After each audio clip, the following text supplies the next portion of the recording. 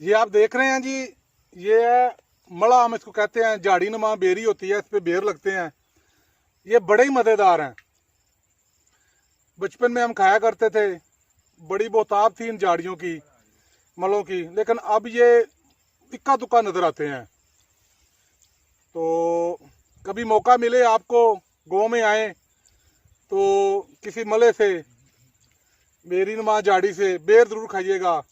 मुझे उम्मीद है आपको मज़ा आएगा और ये आपके लिए एक यादगार चीज़ होगी।